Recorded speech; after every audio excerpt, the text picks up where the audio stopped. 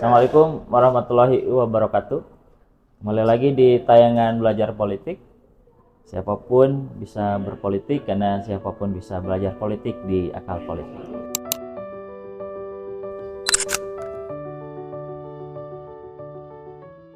Tayangan kali ini kita akan membahas tentang ideologi. Kita sering mendengar kata ideologi dan bahkan menjadi sangat populer. Namun kita harus mempelajari apa sebenarnya ideologi ini. Secara bahasa, ideologi ini dari dua kata, ide, idea, dan logos. Jadi artinya ilmu tentang gagasan. Jadi ideologi adalah satu perbincangan yang membahas terkait dengan gagasan-gagasan. Nah, dalam ilmu pengetahuan, ideologi ini posisinya sangat mendasar. Dia ibaratnya sebuah fondasi. Jadi, ini ideologi.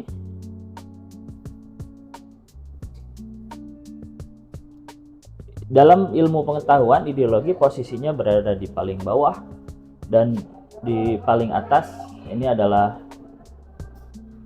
konsep.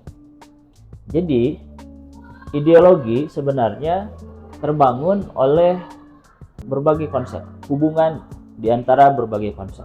Banyak sekali konsep yang saling terhubung sehingga menjadi semacam jejaring dengan banyak titik-titik konsep, sehingga itu akan menjadi sebuah ideologi. Nah, karena itu ideologi sinonimnya adalah worldview, Weltanschauung. Itu maknanya sama. Jadi dari ideologi inilah nanti dia akan menjadi konsep kembali, melahirkan konsep kembali, mengembangkan konsep kembali. Namun sebelum menjadi konsep, nanti di sini akan disahkan oleh epistemologi. Nah, sebelum menjadi sebuah ideologi besar, maka konsep ini ketika dia bertemu dengan beberapa konsep dalam skup yang terbatas, maka dia akan menjadi teori. Ada mikroteori dan ada makroteori.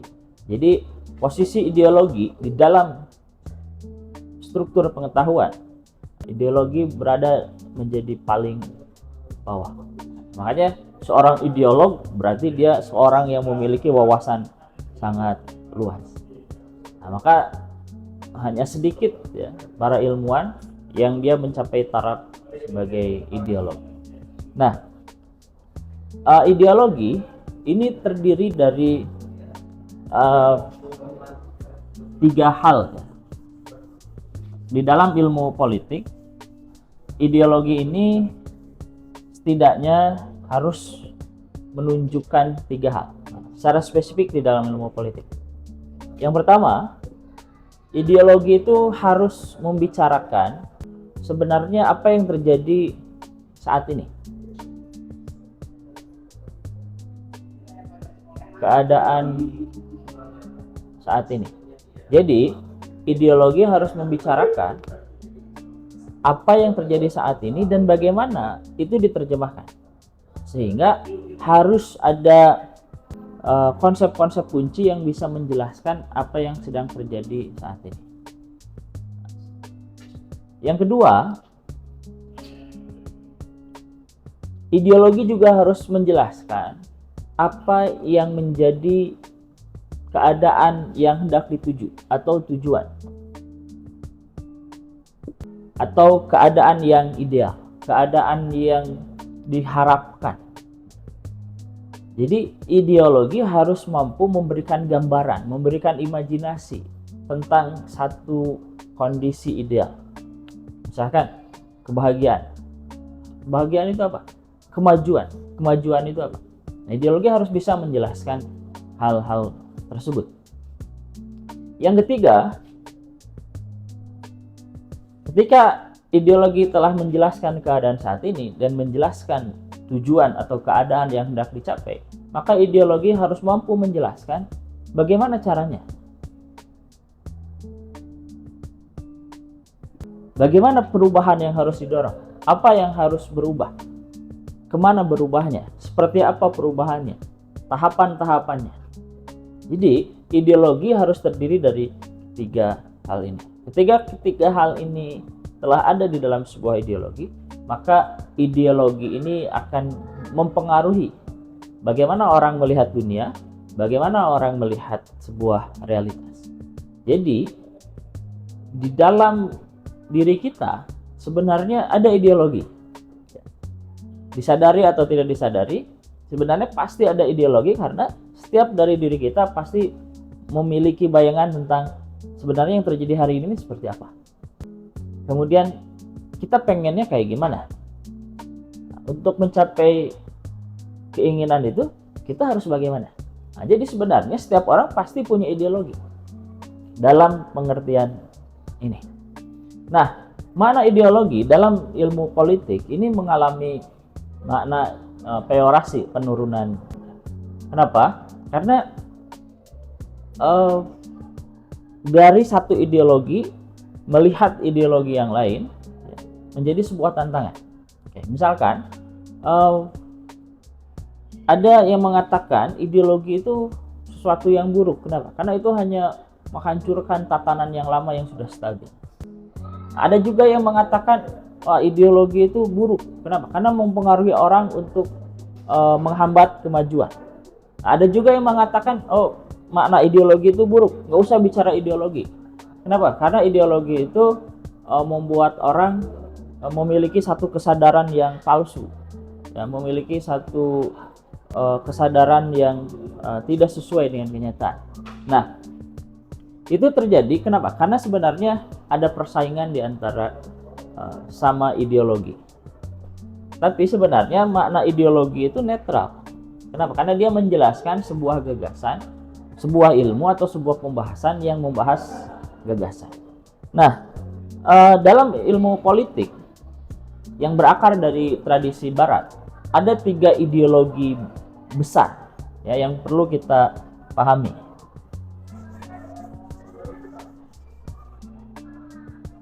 Yang pertama itu adalah konservatif. Ideologi konservatif. Ideologi konservatif ini adalah ideologi politik di Barat yang berakar dari gagasan sebelum kapitalisme. Jadi sebelum munculnya kapitalisme itu telah ada ajaran yang berakar dari gagasan Barat, gagasan gagasan lama di Eropa, ya, kebangsawanan dan seterusnya. Nah, itu yang dikenal sebagai gagasan konservatif. Itu terpengaruhi juga oleh gagasan-gagasan gereja dan seterusnya. Nah, yang kedua adalah ideologi liberal. Ideologi liberal namanya liberal, ya, bebas. Kenapa? Karena dia berusaha untuk keluar dari ideologi lama, ideologi konservatif. Nah, sehingga ideologi liberal oleh ideologi konservatif ini dianggap sebagai menghancurkan tatanan ini. Nah, makanya ketika ini muncul sebagai sebuah ideologi, maka liberal menganggap bahwa makna ideologi itu buruk. Kenapa? Karena yang dimaksud dengan ideologi itu adalah ini, sehingga maknanya menjadi buruk. Padahal enggak, maknanya netral ideologi. Nah, liberal nanti ekspresi dalam kehidupannya adalah salah satunya adalah kapitalisme. Kemudian yang ketiga adalah ideologi sosialis, gitu ya, liberalisme. Oke, disebut isme karena ini menunjukkan sebuah ajaran. Nah, sosialisme ini menjadi kritik terhadap liberal. Termasuk yang terbesarnya adalah gagasan komunis, dengan tokoh paling berpengaruhnya adalah Karl Marx. Nah, liberal mengatakan ideologi itu buruk karena merujuknya ke komunis, sehingga komunis dianggap menghambat kemajuan yang didukung oleh liberal dan kapitalisme. Nah, begitu juga komunis, ya, mengatakan ideologi itu buruk, merujuk kepada mana? Kepada liberal dan konservatif yang menunjukkan sebagai sebuah kesadaran palsu, dan ini adalah kesadaran yang sebenarnya. Nah, sehingga dalam perkataan yang populer, ideologi sering dianggap sebagai sesuatu yang buruk. Padahal 3 tiga hal ini adalah ideologi. Dia sebuah struktur gagasan ya, yang tadi terdiri dari tiga hal itu. Nah, inilah yang harus kita pahami di dalam ilmu politik yang mengikuti kepada tradisi Barat, ya, ideologi besar di dunia. Nah, lalu ideologi saat ini apa saja selain tiga ini? Banyak, ada banyak sekali ideologi selain kepada tiga hal ini, ya. Termasuk nanti ideologi yang muncul dari gagasan keagamaan. Misalkan ideologi yang muncul dari gagasan Islam misalkan ya. Nanti ideologi Islam ini dia banyak variannya ya. Jadi Islam itu sebuah din dan dia melahirkan ideologi gitu ya. Sebagaimana ini Barat sebagai sebuah peradaban ya, kebudayaan yang mendasarinya dan melahirkan berbagai ideologi. Nah, dalam Islam juga begitu. Islam sebagai sebuah din ya, melahirkan sebuah peradaban, dan kemudian dalam terminologi politik dia melahirkan ideologi politik yang sangat beragam. Ini yang bisa kita pelajari ya secara dasar terkait dengan ideologi.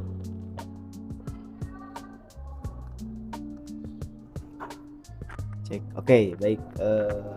Masuk kepada langsung pembahasan ideologi ya. Dari kemarin kita ngebahas negara, ngebahas bangsa gitu kan.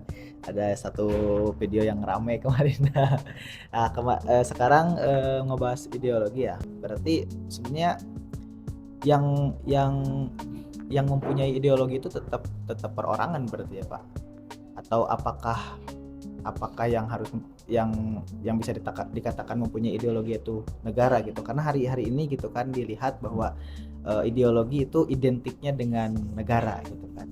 Oke, itu. Terus kalau misalkan negara mempunyai ideologi gitu, apa ideologi negara Indonesia gitu Pak untuk saat ini? Baik. Nah, ini udah menghubungkan dua konsep kunci ya di dalam pembahasan kita. Kemarin kan bahas negara, sekarang kita bahas ideologi. Kemudian ideologi dan negara ini bagaimana? Pertanyaannya, apakah ideologi itu ada di setiap individu atau ada di negara? Nah, kemarin kan kita sudah bahas, negara ini kan organisasi. Artinya, negara sebagai organisasi sebenarnya adalah terdiri dari individu-individu. Nah, ketika individu-individu ini bersatu dan memiliki satu cara pandang atau ideologi, maka dia akan mendirikan sebuah negara. Maka negara ini menjadi perwujudan dari ideologi yang disepakati oleh individu-individu. Oke. Nah, jadi negara sebagai sebuah organisasi, apakah dia memiliki ideologi?